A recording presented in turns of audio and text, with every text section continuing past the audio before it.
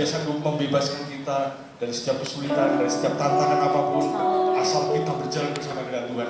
Tuhan memampukan kita. Amin. Amin. Mari kita siapkan hati kita sama-sama menyembah Tuhan. Biarkan Roh Kudus membaca setiap tanah hati kita. Karena firman-Nya tidak akan pernah kembali dengan sia-sia. Firman-Nya akan terus bertumbuh dalam hati kita. Terima kasih Tuhan Yesus. Terima kasih Yesus. Terima kasih Yesus. Kami mau menyembah-Mu Tuhan.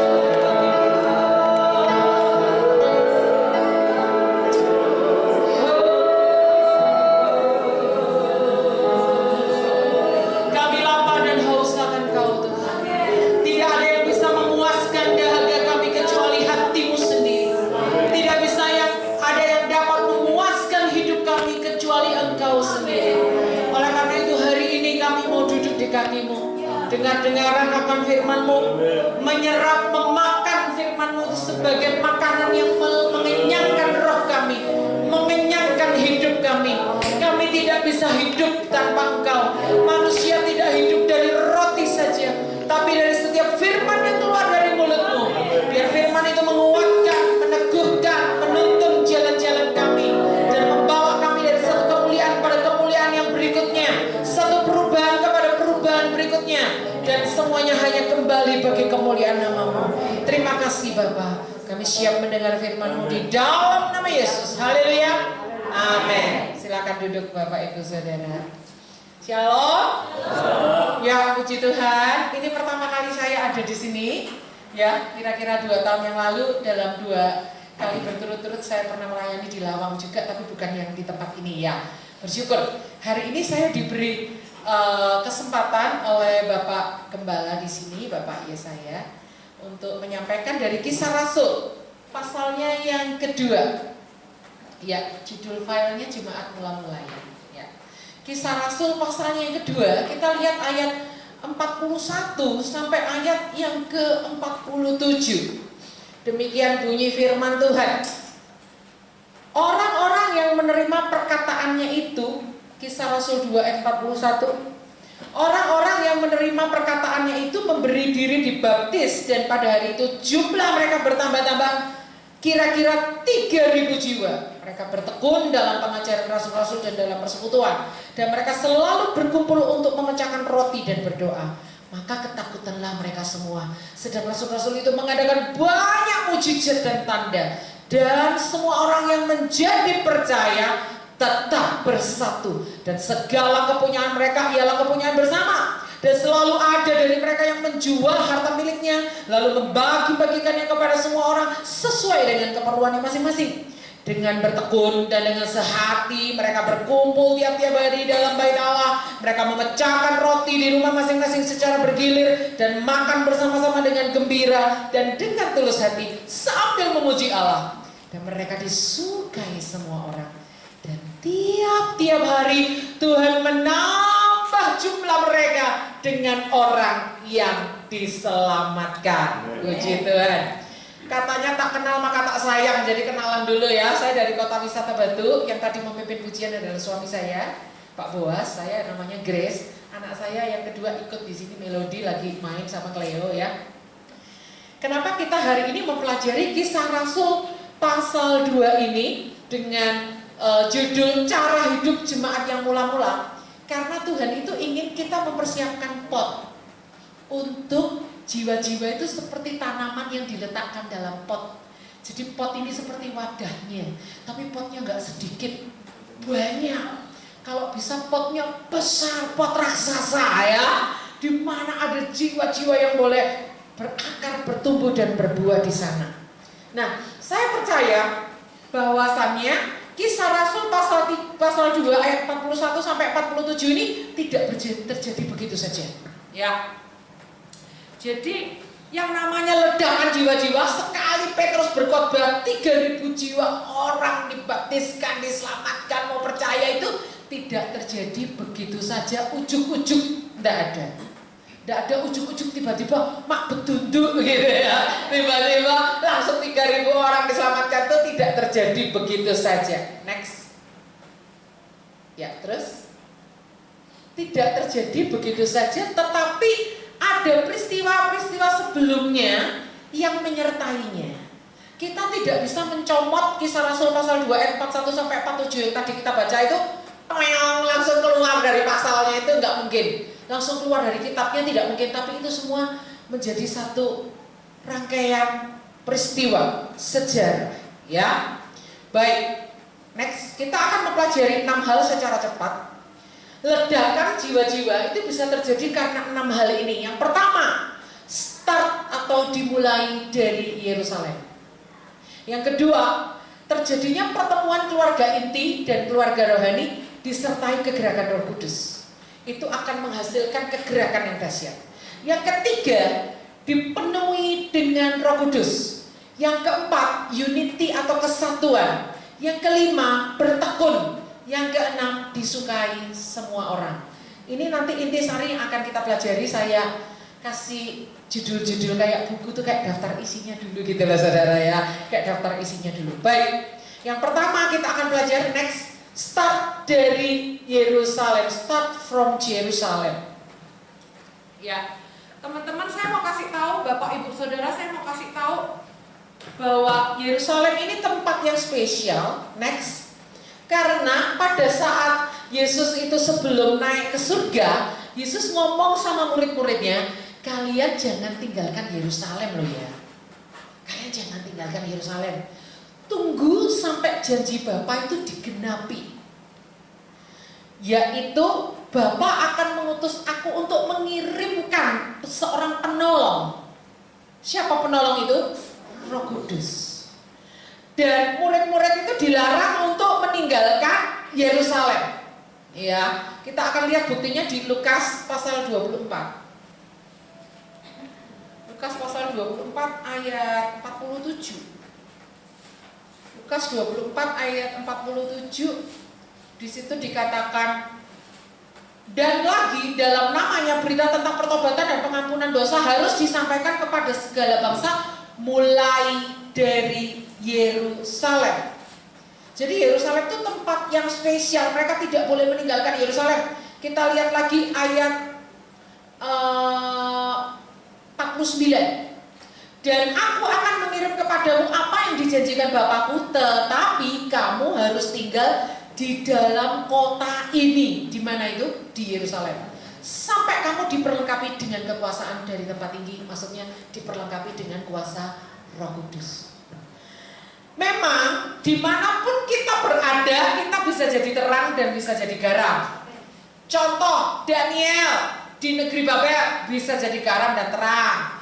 Contoh Esther di negeri asing bisa jadi garam dan terang. Tetapi kadang-kadang Tuhan tuh menempatkan suatu tempat khusus yang kita harus ada di situ. Contoh, Elia akan diberi makan oleh Tuhan melalui burung gagak. Itu di mana? Di tepi sungai Kerit. Kalau dia ke sungai yang lain, ke sungai Efrat lah, ke sungai Yordan lah, gak akan ketemu burung gagak.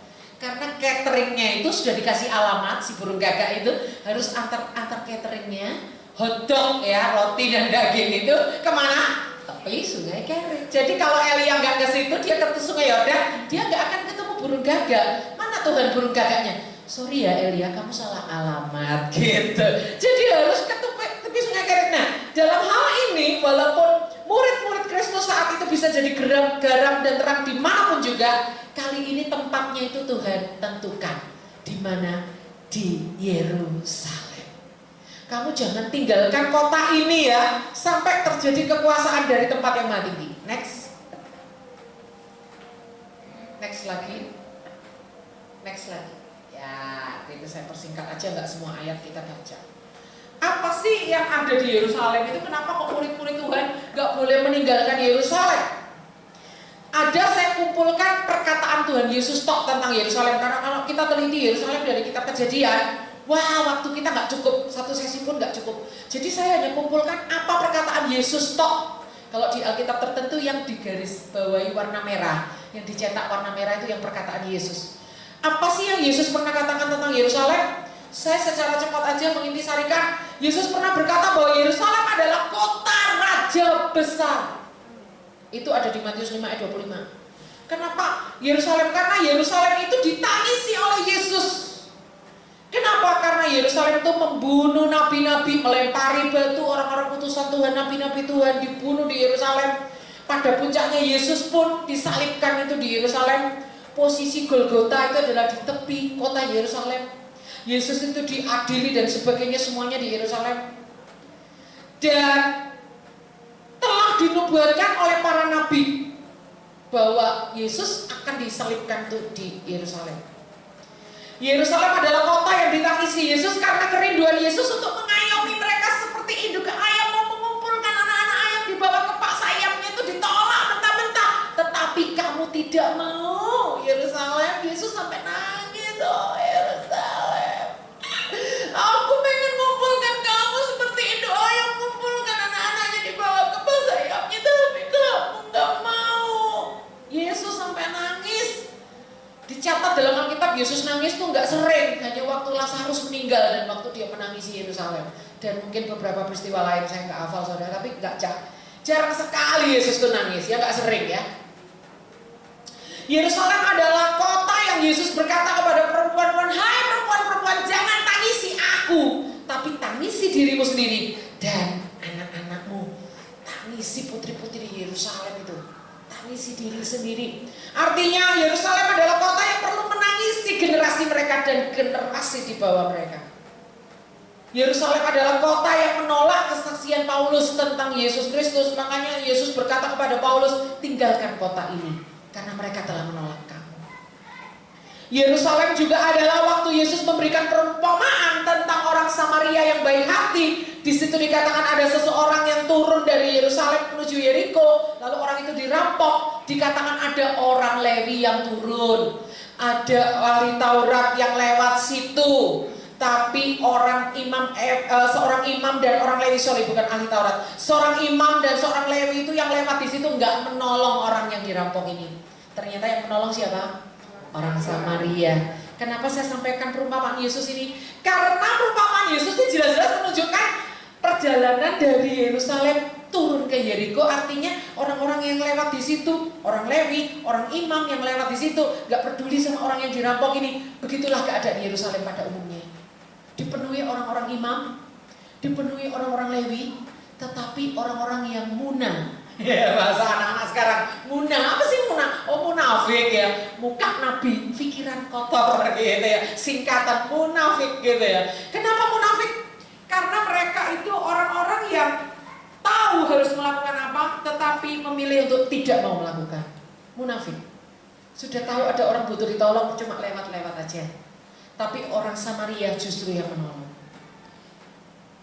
Nah, next, di manakah Yerusalemnya kita ini? Bu Grace, berarti kalau dimulai dari Yerusalem, kami semua harus rame-rame ke Israel ya?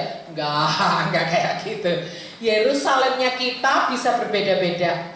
Mungkin Yerusalemnya kami sekeluarga di Kota Batu, mungkin Yerusalemnya ada di sini, di perumahan ini, mungkin Yerusalemnya ada di Kota Lawang ini. Yerusalemnya kita nggak selalu sama.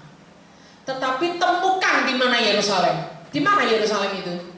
Yerusalem tidak selalu tempat yang nyaman. Memang dia adalah kota raja besar, tetapi di Yerusalem lah nabi-nabi ditolak mentah-mentah. Yerusalem kota yang dipenuhi kemunafikan. Yerusalem adalah kota yang berkata tidak terhadap kelahiran Yesus. Ya kan, Herodes kan menolak kan. Ya kan, penginapan-penginapan semuanya tutup kan di Bethlehem itu. Bethlehem itu kan kota kecil yang di dekat Yerusalem ya kan. Dan orang-orang Yerusalem gak peduli ketika ada orang Majus datang, lalu mereka mau mencari raja yang baru lahir. Mereka gak kepo, gak kepengen ikut menyembah Yesus, cuek bebek ya kan. Dan Yerusalem adalah tempat seperti inilah di mana Injil mulai diberitakan. Tempat seperti inilah di mana ledakan jiwa-jiwa itu dimulai. Tempat seperti inilah di mana Tuhan menyuruh kita untuk ada di sana. Coba perhatikan Kisah Rasul pasalnya yang ke-1, ayatnya yang ke-13. Setelah mereka tiba di kota, naiklah mereka ke ruang atas tempat mereka menumpang. Artinya waktu di Yerusalem ini mereka menumpang. Halo, bukan tempat mereka. Mereka ini orang-orang Galilea kebanyakannya. Kenapa mereka di Yerusalem mau bela-belain menumpang? Karena diperintahkan Yesus nggak boleh meninggalkan Yerusalem. Apakah Yerusalem itu? Yerusalem itu mungkin adalah tempat yang asing buat kita. Tempat di mana kita menumpang. Tempat yang nggak enak. Kita serba nggak tahu di mana sih warung, di mana kamar mandi, sungai terdekat di sini mana. Orang asing itu kan nggak tahu apa-apa ya saudara. Paling enak di kampung halaman sendiri. Tempat yang nggak enak. Tetapi disitulah Tuhan mengutus kita untuk kita jadi berkat. Untuk kita start dari Yerusalem. Katakan, dimulai dari Yerusalem. Katakan, Yerusalem bukan selalu tempat yang nyaman. Katakan, di Yerusalem lah terjadi ledakan jiwa-jiwa. Ya, itu yang Tuhan mau. Yang kedua, ya kita masuk yang kedua. Yang kedua adalah bagaimana Kisah Rasul pasal 2 yang tadi kita baca cara hidup jemaat yang pertama itu kan saya katakan tidak terjadi begitu saja. Itu ada something gitu, ada sesuatu yang melatar belakangi terjadinya ledakan jiwa-jiwa. Poin yang pertama adalah dimulai dari Yerusalem, di manakah Yerusalemmu, temukan Yerusalemmu. Poin yang kedua adalah pertemuan keluarga inti dan keluarga rohani dalam kegerakan Roh Kudus akan menghasilkan ledakan jiwa-jiwa. Keluarga inti itu apa sih Bu Grace? Keluarga inti itu suami, istri, anak-anak. Keluarga rohani itu apa? Keluarga rohani itu orang-orang yang tidak bertalian darah dengan kita, juga dalam materi ini bisa dianggap juga masyarakat luas. Keluarga rohani itu maksudnya kita semua kan anak cucu Adam dong, ya kan? Tapi kalau keluarga inti itu saya, suami saya, anak saya itu kami keluarga inti. Tapi saya dengan Bapak Pendeta Yesaya, Ibu Marta itu kami keluarga rohani. Seperti itu. Di Alkitab ada sejarah mulai dari kitab Kejadian sampai Wahyu, bagaimana Tuhan memakai keluarga inti, bagaimana keluarga inti yang dipakai Tuhan itu memberkati keluarga rohani, bagaimana ketika keduanya ini terjadi pertemuan dan ada Roh Kudus di sana, deng, sesuatu ledakan terjadi. Kita lihat Kisah Rasul pasal 1. Perhatikan ayat 12. Maka kembalilah rasul-rasul itu ke mana? Yerusalem. Jadi mereka habis melihat Yesus naik ke surga di Bukit Zaitun, yang disebutnya, maka kembalilah rasul-rasul itu ke Yerusalem dari bukit yang disebut Bukit Zaitun. Bukit Zaitun itu mereka baru saja menyaksikan Yesus naik ke surga, ya kan? Yang hanya seperjalanan sabat jauhnya dari Yerusalem. Setelah mereka tiba di kota, naiklah mereka ke ruang atas tempat mereka menumpang. Mereka itu ialah Petrus dan Yohanes, Yakobus dan Andreas, Filipus dan Thomas, Bartolomeus dan Matius, Yakobus bin Alfeus dan Simon orang Selot, dan Yudas bin Yakobus. Bukan Yudas Iskariot ya, Yudas bin Yakobus. Ini semua nama-nama siapa, saudara? Murid Yesus itu yang dinamakan keluarga Yesus secara rohani, karena mereka nggak ada bertalian darah dengan Yesus. Tapi perhatikan ayat 14. Mereka semua bertekun dengan sehati dalam doa bersama-sama dengan beberapa perempuan serta Maria ibu Yesus dan dengan saudara-saudara Yesus. Siapa ini? Keluarga intinya Tuhan Yesus. Saudara-saudara Tuhan Yesus ini adalah adik-adiknya Tuhan Yesus kandung. Kenapa saya bilang kandung? Karena dari kandungan yang sama, yaitu kandungan Maria. Walaupun Yesus dari benih Roh Kudus, sedangkan adik-adiknya Yesus hasil dari persetubuhan Yusuf dan Maria, suami istri. Jadi ya saudara kandung ya mereka nih ya. Jadi adik-adiknya Yesus itu termasuk Yakobus yang menulis kitab Yakobus, termasuk Yudas yang menulis kitab Yudas. Nama-nama adik Yesus ini juga ditulis di dalam Alkitab. Kalau nggak salah di kitab Markus ditulis nama-nama adiknya. Tapi nama-nama adiknya Yesus yang perempuan tidak ditulis. Tapi Yesus tuh punya adik. Jadi yang namanya Bunda Maria itu tidak selamanya perawan, ya kan? Setelah Yesus lahir itu dia sudah nggak perawan lagi. Buktinya dia melahirkan lagi adik-adiknya Yesus. Nah kita lihat di sini ada keluarga intinya Yesus, ada keluarga rohaninya Yesus bertemu di satu tempat berdoa. Apa yang terjadi? Roh Kudus dicurahkan, ledakan jiwa-jiwa.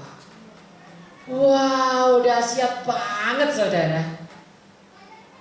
Sebenarnya sejarah tentang bagaimana Tuhan mempertemukan keluarga rohani dan keluarga inti di dalam Alkitab, wah sejarahnya panjang sekali. Waktu kita nggak cukup, saya memutuskan untuk nggak jadi membahas ini, karena nanti poin-poin yang lain jadi nggak terbahas. Tapi sejarah keluarga inti sama keluarga rohani itu benar-benar keren. Kesimpulannya adalah, coba perhatikan kalau kita pernah baca di kitab Yoel pasal 2. Pada hari-hari terakhir aku akan mencurahkan rohku kepada anakmu laki-laki. Itu keluarga apa? Inti. Anakmu perempuan, keluarga apa? Inti. Orang-orangmu yang tua, keluarga inti, kakek nenek opa oma ya kan.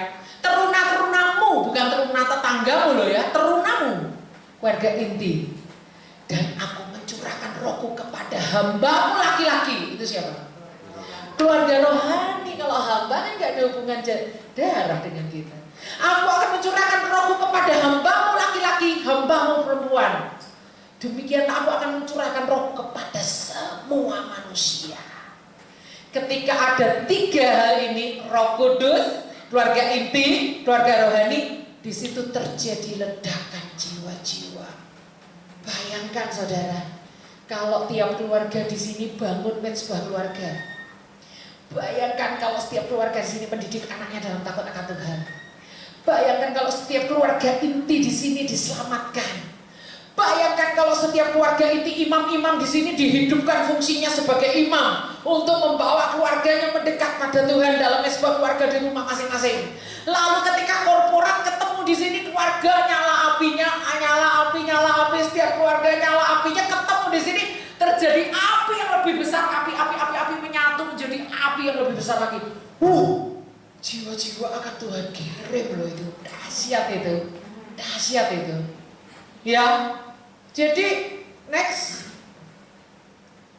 kesimpulannya harus ada keseimbangan dua sayap ini antara ibadah raya dengan ibadah rumah tangga, antara ibadah tengah minggu dengan yang namanya ibadah mezbah keluarga oleh masing-masing imam di keluarga masing-masing, antara sekolah minggu dengan firman Tuhan yang diajarkan oleh papa mama di rumah masing-masing kepada anaknya, antara mendengarkan khotbah hari Minggu dengan hari Sabtu seperti ini, hari Minggu ibadah raya seperti ini, dengan kita di rumah saat teduh sendiri di rumah. Itu semua harus jalan, nggak boleh satu sayap doang, kita nggak seimbang. Yang penting aku Sabtu ke gereja, Minggu ke gereja, ke okumene, yang penting aku ke tempatnya Pak Yesaya, Sabtu sudah cukup, titik. Salah. Yang penting aku nggak usah ke gereja, yang penting aku sama anak istriku berdoa tiap hari. Salah. Harus dua-dua seimbang. Di situ akan terjadi ledakan jiwa-jiwa. Wow. Next. Yang ketiga adalah waktu Rasul Petrus berkhotbah di dalam hari Pantekosta di Kisah Rasul pasal 2. Ketika mereka dipenuhi oleh Roh Kudus, lalu mereka masing-masing berbicara dalam berbagai bahasa ya. Bahasa Arab, bahasa Libya, bahasa Kirene, bahasa Roma, bahasa apa. Mereka bingung. Kok ini orang-orang Galilea kok bisa tahu bahasa kami masing-masing ya? Mana ya? Mereka ini mabuk kali. Ya, lalu Rasul Paulus bilang, "Hei, ini hari masih siang, kami nggak mabuk oleh anggur. Kami dipenuhi oleh Roh Kudus." Kita akan lihat Efesus 5. Efesus pasal yang kelima ayat 18. Di situ dikatakan seperti ini. Dan janganlah kamu mabuk oleh anggur, karena anggur menimbulkan hawa nafsu, tetapi hendaklah kamu penuh dengan Roh.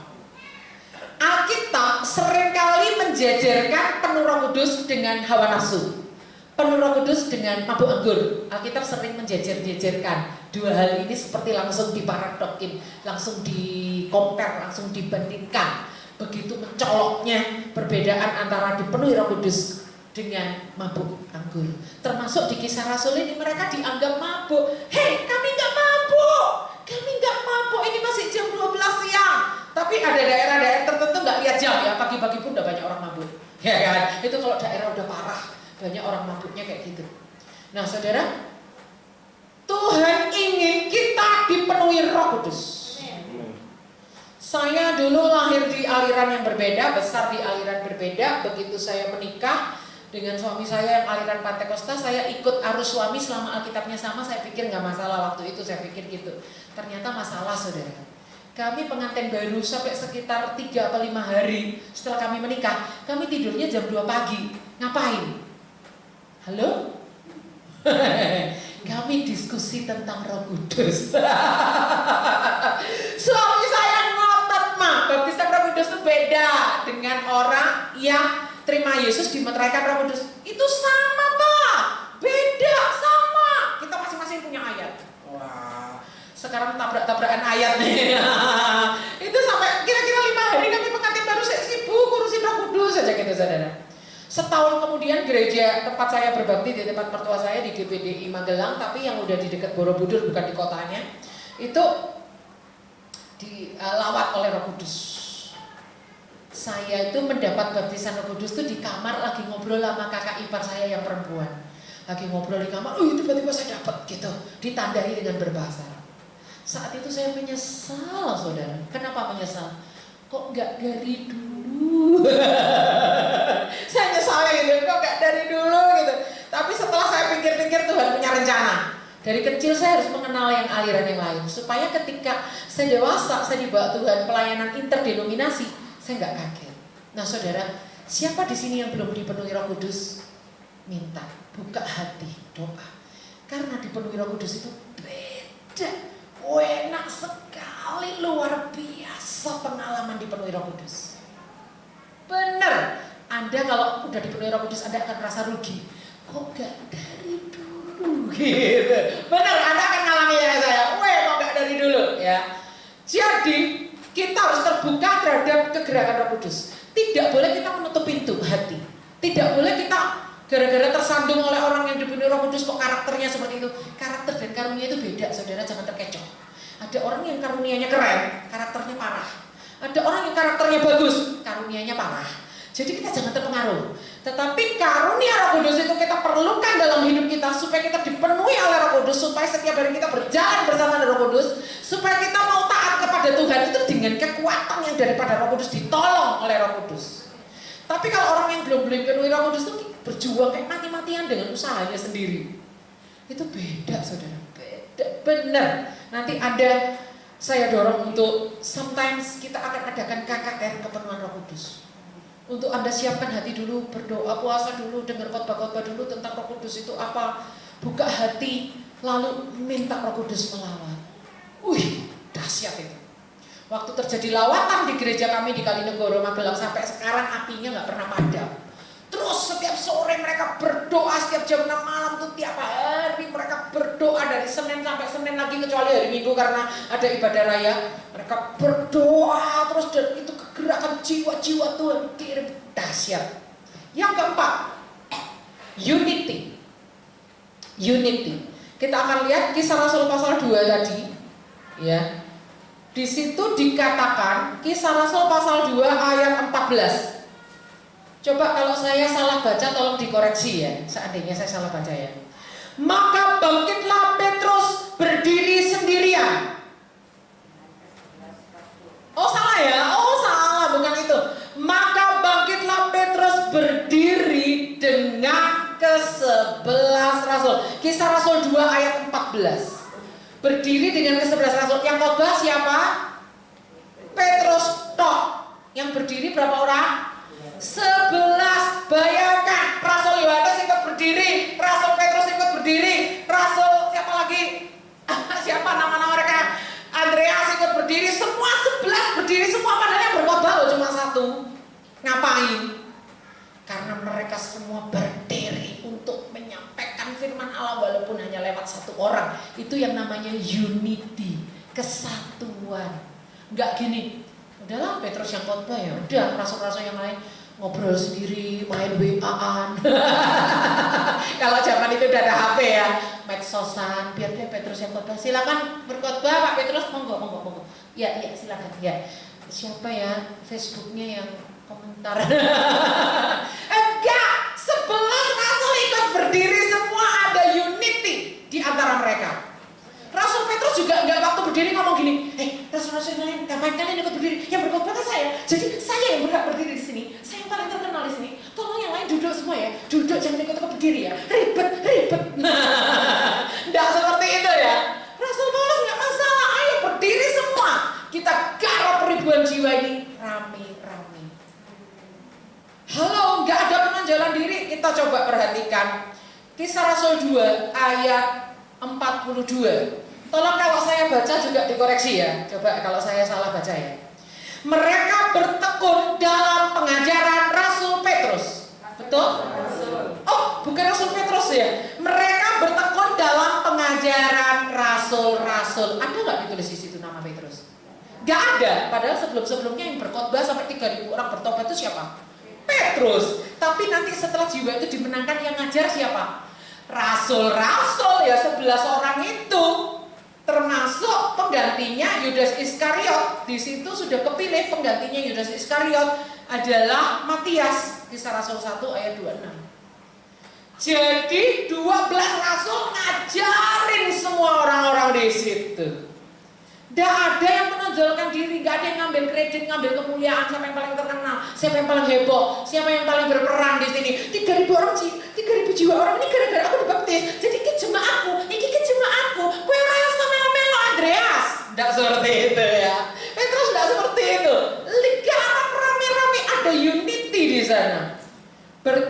dalam pengajaran rasul-rasul. Perhatikan, di dalam Kisah Rasul pasalnya yang kedua ayat 42 dikatakan mereka bertekun dalam pengajaran rasul-rasul dan dalam persekutuan dan mereka selalu berkumpul. Katakan selalu. Perhatikan ayat 44. Dan semua orang yang telah menjadi percaya tetap bersatu. Katakan tetap. Ya. Perhatikan ayat 46. Dengan bertekun dan dengan sehati mereka berkumpul tiap-tiap hari. Katakan tiap-tiap hari. Ada kata selalu, ada kata tetap, ada kata tiap-tiap hari. Artinya kesatuan atau unity itu dipertahanin terus. Gak boleh ada satu waktu ada yang iri terus bikin kasak kusuk sama jemaat. Kalau Rasul Petrus nanti ya satu kali berkhotbah sama kalian gak usah didengerin. Rasul Petrus itu dulu ya, itu dulu pernah menyangkal Yesus loh. Jadi kamu gak usah dengerin dia ya. Kalau ini Rasul Andreas baru kamu dengerin aku ya. Jadi kalau Rasul Petrus tuh gak usah.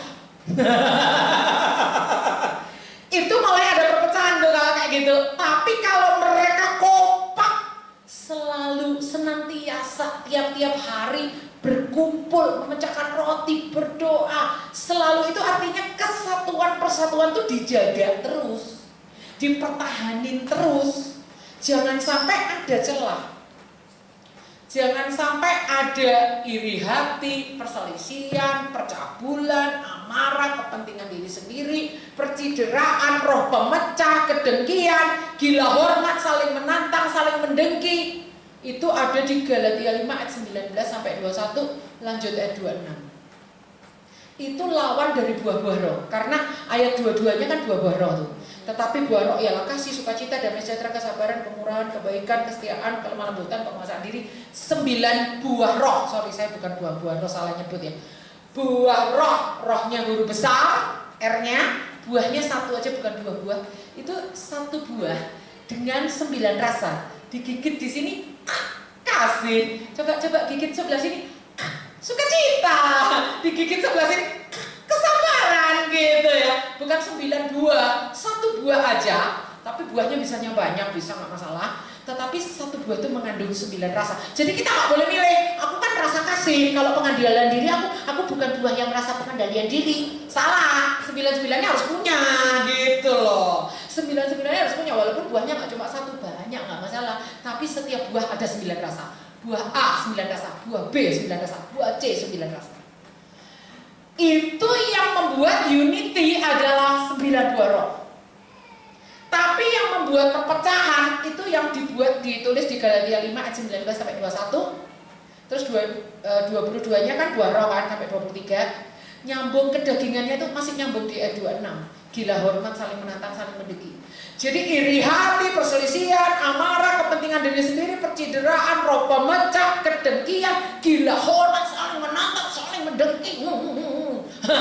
Itu loh musuhnya unity, itu loh musuhnya kesatuan. Gimana caranya supaya mempertahankan unity itu? Hidup dalam 9 buah roh. Gimana caranya supaya mempertahankan unity itu? Hancurkan semua perbuatan daging telah nyata, yaitu percabulan, kecemaran, hawa nafsu, iri hati dan seterusnya tadi itu. Pokoknya Anda kalau baca Galatia 9 ayat 19 sampai 21 itu yang perbuatan daging. Yang 22 itu buah roh. Begitu 26 muncul lagi perbuatan dagingnya, gila hormat, saling menantang, saling mendengki. Matikan semua perbuatan daging itu di bawah kaki kita. Begitu ada iri hati, Roh Kudus ingatin, kamu iri, iya Tuhan, gak jadi iri wes. Iri hati itu gimana sih? Kalau ada orang senang kita sedih, kalau ada orang sedih kita senang, itu iri. Ada kan ayatnya, bersukacitalah bersama dengan orang bersukacita, menangislah bersama dengan orang menangis. Artinya kalau ada orang beli kulkas baru, dia bersukacita enggak? Bersukacita ya, kita jangan sedih. Ya kenapa kulkasnya dia baru, kenapa kulkasnya enggak baru? Nah itu iri ya. Lalu kalau ada orang sedih, dia kena corona, kita nggak boleh seneng. Asik kapok, rasain lu kena corona, rasain lu. Kita seneng, nah itu kita iri. Makanya seneng kalau orang itu jatuh. Sebaliknya kalau ada orang itu lagi sedih, kita ikut sedih. kasihan juga ya si bapak itu, si ibu itu kena corona, kasihan ya. Itu nggak iri. Gampang kan? Supaya tahu memprediksi menilai hati kita sendiri iri atau enggak itu gampang. Kalau ada orang seneng kita ikut seneng enggak? Kalau ada orang sedih kita ikut sedih enggak?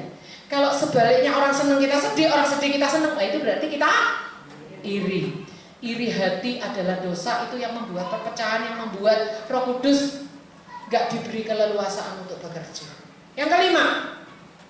Yang kelima adalah bertekun. Katakan bertekun. Kita kembali ke Kisah Rasul pasal 4. Perhatikan ayat 42. Bertekun dalam apa?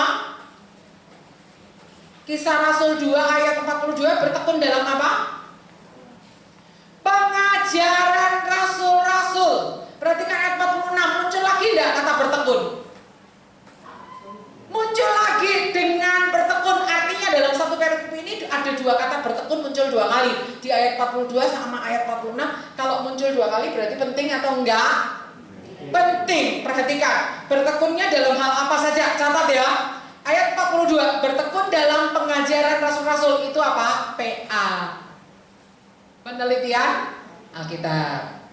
Bertekun dalam persekutuan. Ayat 42. Persekutuan itu apa? Ibadah rumah tangga, komsel, ya kan? Terus bertekun dalam apa lagi? Ayat 42, memecahkan roti. Itu bicara tentang apa? Perjamuan kudus. Bertekun dalam apa lagi? Ayat 42 sebelum koma itu. Berdoa. Bertekun dalam ibadah doa. Ibadah doa itu paling sedikit yang datang di gereja manapun. Kita mau bikin terobosan di gereja ini kalau bisa 100% ikut doa semua ya. Lalu perhatikan ayat berapa tuh? Karunia mujizat dan tanda ayat 43. Banyak mujizat dan tanda. Bertekun dalam mengembangkan karunia yang Tuhan berikan. Karunia ada 3, yaitu 7 karunia Bapa, yaitu karunia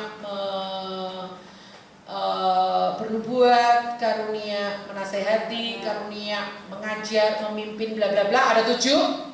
Sedang saya ajarkan di grup berbagi rema. Kami sudah sampai di karunia kedua. Ada 9 karunia Roh Kudus dan ada 5 karunia Yesus. Karunia Yesus itu yang rasul, nabi, gembala dan seterusnya. Kalau yang 9 karunia Roh Kudus itu yang mengusir setan, menafsirkan bahasa roh, karunia iman, mujizat dan sebagainya. Artinya bertekun salah satunya adalah mengaktifkan setiap karunia yang Tuhan berikan. Katakan amin.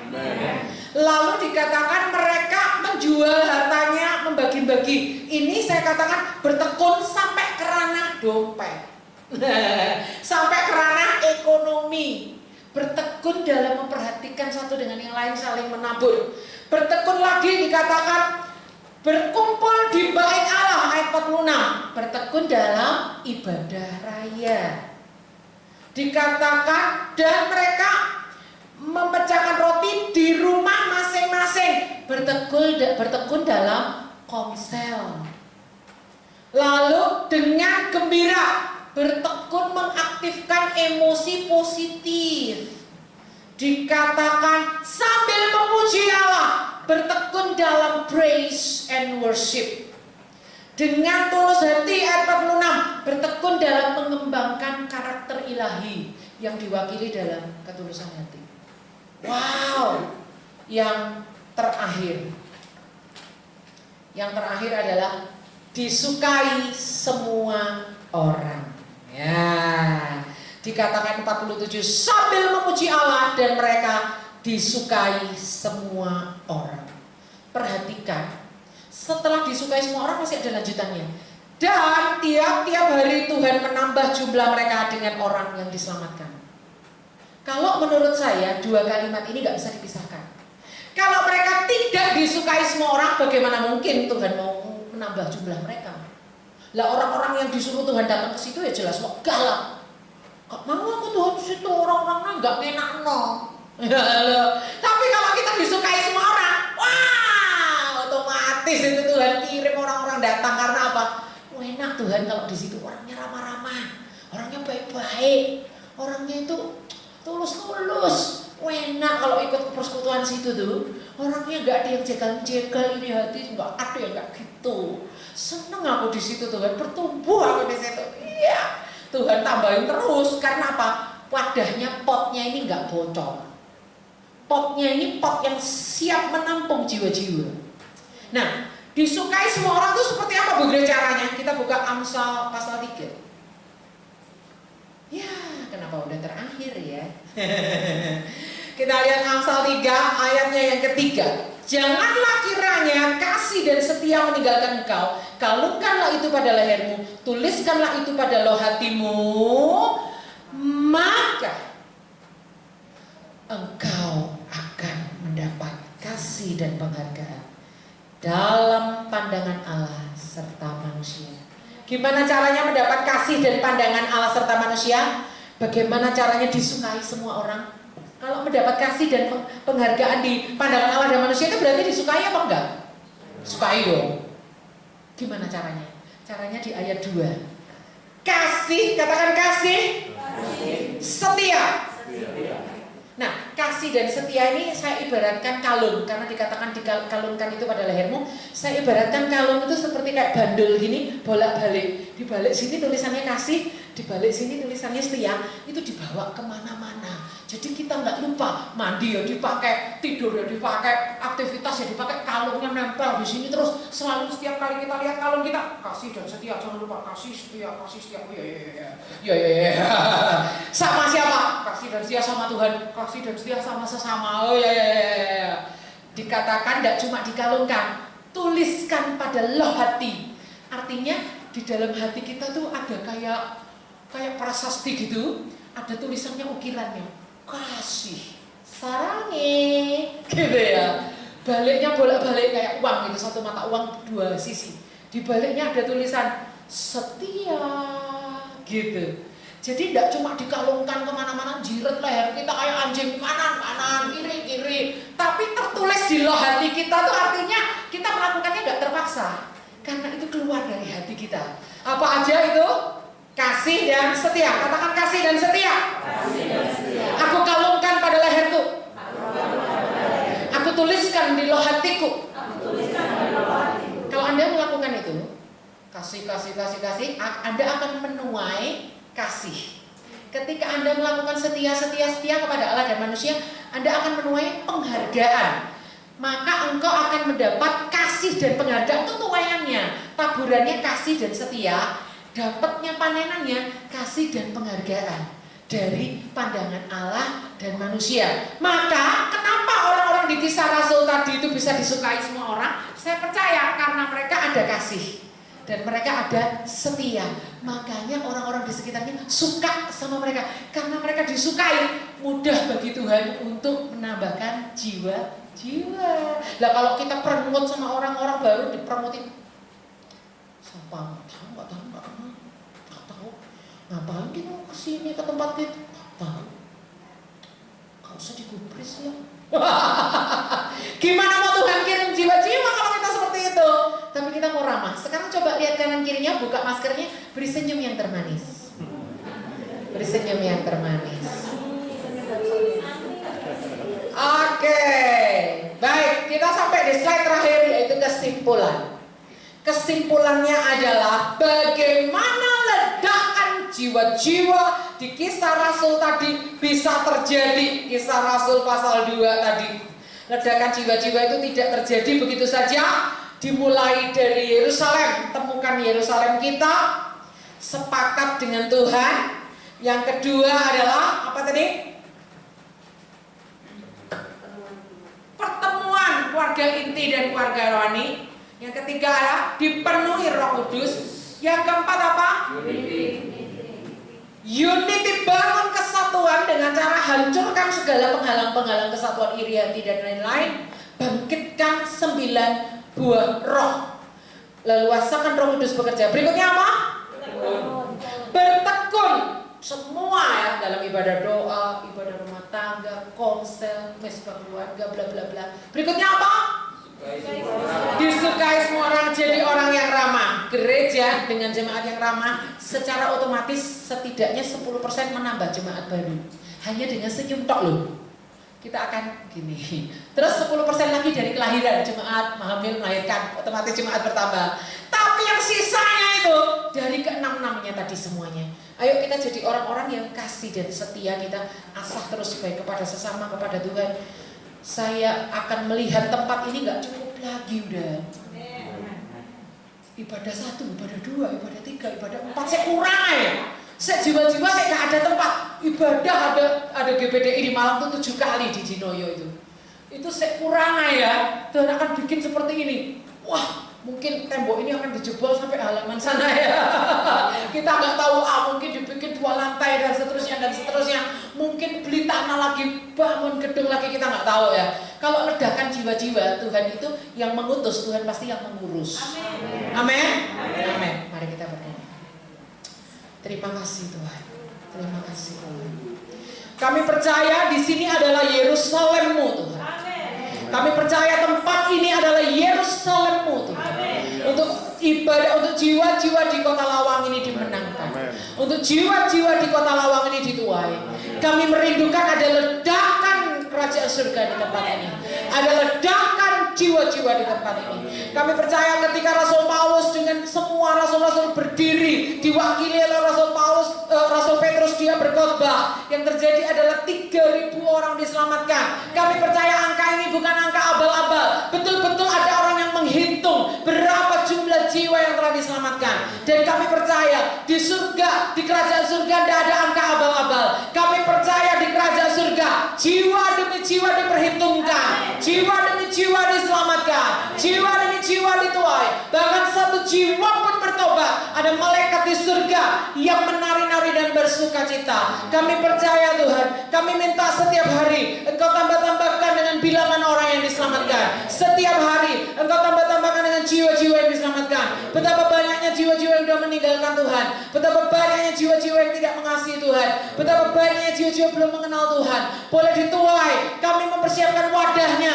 Kami mempersiapkan potnya. Kami mempersiapkan wadahnya. Supaya ketika Injil diberitakan, wadahnya ini sudah siap.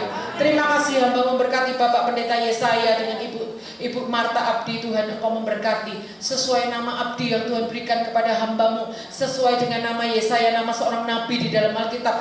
Tuhan akan membuat mereka menjadi sesuatu yang luar biasa, menegakkan kerajaan surga atas Kota Lawang ini, menuai jiwa-jiwa bagi kerajaan surga, mulai dari janin-janin dalam kandungan sampai kakek nenek yang tua-tua. Yoel pasal 2 digenapi di gereja ini. Ada pencurahan Roh Kudus yang dahsyat, ada pemulihan, ada kegerakan, ada kerajaan surga yang terus dibangkitkan di tempat ini. Ada gairah kerinduan hati yang lapar dan haus akan Engkau. Ada jiwa-jiwa yang bertumbuh, berakar dan berbuah di dalam Engkau.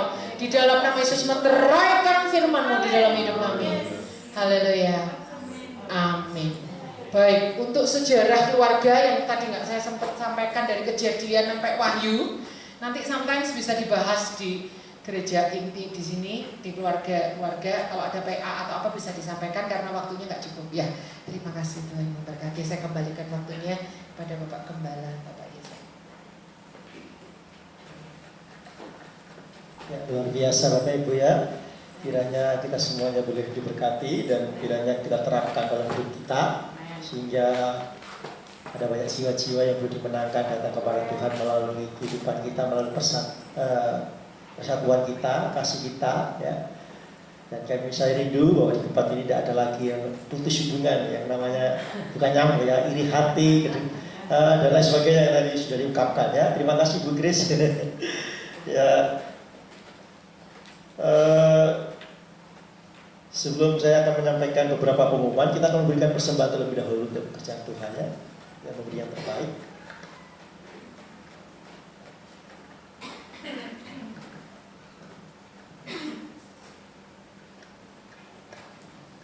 Kita akan pujian Aku Mau Menjadi Berkat. Sepanjang hidupku menjadi berkat.